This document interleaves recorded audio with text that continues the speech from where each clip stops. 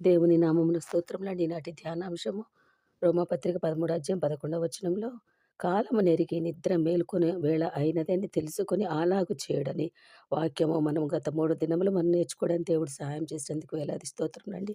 మరికొన్ని ఆధ్యాత్మికమైన విషయాలు దేవుడు ఈరోజు నేర్పిస్తున్నందుకు వేలాది స్తోత్రములు. హగ్గై గ్రంథము 1 అధ్యాయం 4 వచనంలో ఈ మందిరము పాడైయుండగా మీరు సరంబి వేసిన ఇళ్లలో నివసించుటకు ఇది సమయమా? కాబట్టి సైన్యములకు అధిపతియగు యెహోవా సెలవిచ్చినదేమనగా మీ ప్రవర్తనను గూర్చి ఆలోచించుకొనుడి అని ఒక మాట అన్నారండి. మందిరము శిథిలమై ఉండగా, దేవుని మందిరము పాడై ఉండగా మీరు సరంబి వేసిన మిద్దెలలో నివసించుటకు న్యాయమా అనలేదు, ఇది సమయమా అన్నారు. అంటే మనము చక్కగా సరంబి వేసిన అనగా స్లాబ్ వేసిన మంచి మిద్దెలలో, సౌకర్యవంతమైన గృహములలో, విలాసవంతమైన జీవితములు జీవిస్తున్నామంట. దానికి కాదనడం లేదు. కానీ ముందు శిథిలమైన మందిరములు బాగు చేసుకోనండి. పతనమైన బలిపీఠంలో మరలా కట్టండి. పాడైపోయిన ప్రాకారములను మరలా తిరిగి నిలబెట్టాలి. మనము చేయవలసిన రిపేర్లు మొత్తము మందిరములకు చేసిన తర్వాత మనము ప్రశాంతంగా కూర్చొని మన యొక్క బిల్డింగులు మనం కట్టుకోవాలని దేవుని యొక్క మాటగా మనల్ని హెచ్చరిస్తున్నారు. యెరూషలేము దెబ్బతిన్నది అన్న సమాచారం వినగానే నెహెమ్యా ఎక్కడో బబులోనులో కదా, ఎక్కడో వేరే దేశంలో ఉద్యోగం చేస్తున్నాడు కదా, వారి ఊరు నుండి అన్నయ్యలు వచ్చారంట. రాగానే అన్న మన ఊరు ఎట్లా ఉన్నదా, మన ఊరిలో సంగతులు ఏంటి అని అడిగితే, తమ్ముడా శత్రువులు దండెత్తారుగా, దేవుని మందిరమును పాడు చేశారు కదా, ప్రాకారములు కుప్ప కూలాయి కదా, గుమ్మములు తగలపెట్టారుగా అనగానే అంతే. అయ్యో అలాగా అని అనలేదు నెహెమ్యా. ఇది వినగానే నేను ఉన్న చోటనే కూర్చుండి కొన్ని దినములు ఏడ్చితినని నెహెమ్యా గ్రంథం 1 అధ్యాయం 4 వచనంలో వ్రాయబడినట్లుగా ఉందండి. దేవుని మందిరం పాడైపోయిందన్న మాట వినగానే ఉన్న చోటనే కుప్ప కూలిపోతే మరలా లేవలేకుండా, అన్నపానములు లేవు, కాలకృత్యములు లేవు, కొన్ని రోజులు ఏడ్చాడట. అట్లనే నెహెమ్యా గ్రంథం 1 అధ్యాయం 4 వచనం ప్రకారం దుఃఖము తీరే వరకు ఏడ్చి ఏడ్చి లేచి శుద్ధి చేసుకుని తన ఉద్యోగ నిమిత్తము రాజు సముఖమునకు వెళ్ళి గిన్నె పట్టుకుని నిలబడ్డాడట.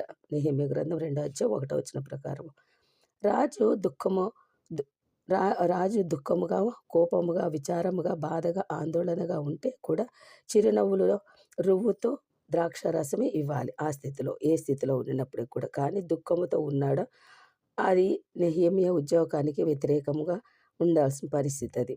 నెహెమ్యా సంతోషముగా గిన్నె అందించాలి, దుఃఖముగా ఉండకూడదు రాజుగారి ఎదురుగుండా. ఆ రోజు దుఃఖముగా ఉంటే రాజు కోపముగా, నీకు వ్యాధి లేదు కదా, ముఖము ఎందుకు అలాగ పెట్టుకున్నావు అని కోప్పడ్డాడు. నెహెమ్యా గ్రంథం 2 అధ్యాయం 2 వచనం ప్రకారం అయ్యా మా దేవుని మందిరము పాడైపోయిందంటయ్యా, ప్రాకారములు కూలినవటయ్యా. నెహెమ్యా గ్రంథం 2 అధ్యాయం 3 వచనం ప్రకారము అన్నాడు నెహెమ్యా.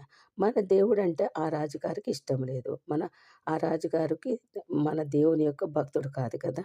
అయినప్పటికీ కూడా నెహెమ్యా అన్నాడు, మా మందిరము పాడు చేశారంటయ్యా, గుమ్మములు తగలపెట్టారు, అయ్య బాబాయ్ ప్రాకారాలు కూల్చాడట అని బాధగా ఏడుస్తూ ఏడుస్తూ అలాగే నిలబడి ఉన్నాడు. ఇంకా అలాగే ఉన్నాడు.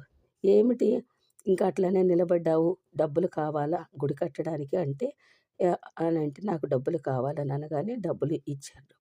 రాజు తెలుసుకొని గుడికి కాలిపోయింది, పాడైపోయింది, ఇంత ఇచ్చాడు. అంత ఇచ్చాక భక్తుడు నెహెమ్యా డబ్బులు దొరికిందని గుడి కట్టడానికి వెళ్ళడం మానేసి ఇంకా నిలబడ్డాడు. ఏంటి కావాలి నెహెమ్యా అన్నాడు రాజు. డబ్బులు ఒకటే సరిపోవు కదా రాజా, మ్యాన్ పవర్ కావాలి కదా, మంచి మేస్త్రులు మీ చేతిలో ఉంటారు కదా, వారిని 10 మందిని మాకు ఇవ్వచ్చు కదా అన్నారు. సర్లే తీసుకువెళ్ళి అన్నారు రాజుగారు. మరలా అక్కడే నిలబడి ఉండగా, మంచి కలప మీ దగ్గర ఉంటుంది కదా, మంచి కలప మీ దగ్గర మాకు ఇప్పించండి మందిరం కట్టుకోవడానికి అనగానే మళ్ళా మా కలప కూడా ఇచ్చారు.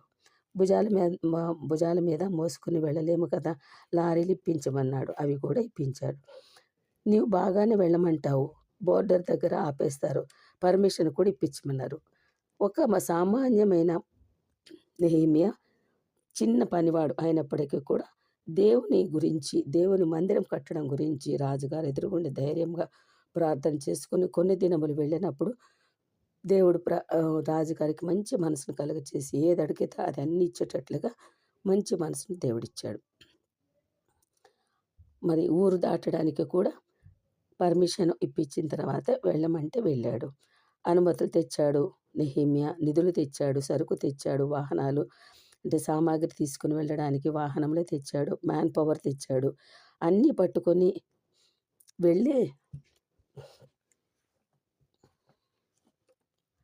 నెహెమ్యా అతనితో కూడా పనిచేస్తున్న వారును, నెహెమ్యాతో కలిపి పనిచేస్తున్న వారును బట్టలు ఉతుకుకొనుటకు తప్ప ఒంటి మీద నుండి బట్టలు అసలు విప్పలేదంట. రేయింబగళ్ళు ఒక చేత్తో తాపి పట్టుకొని మరొక చేతితో కత్తి పట్టుకొని గోడలు కడుతూనే ఉన్నారంట.